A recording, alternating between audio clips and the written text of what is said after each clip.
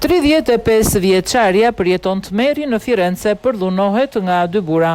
Një 35 vjeçare me origjinë panameze është përdhunuar natën midis të premtes dhe të shtunës në Piazza San Pancrazio, një zonë izoluar në qendër të Firenzes, raporton policia italiane.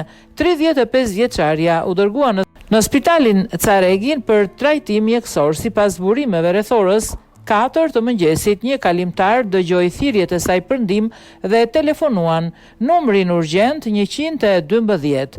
Zyrtarët e zbatimit të ligjit reaguan menjëherë duke gjetur dy burra, dy shtetas të huaj, të cilët u dërguan në stacionin e policisë për identifikim dhe hetime të mëtejshme. Hetimet janë duke vazhduar për të sqaruar rrethanat e sulmit dhe për të identifikuar autorët dhe motivet e tyre.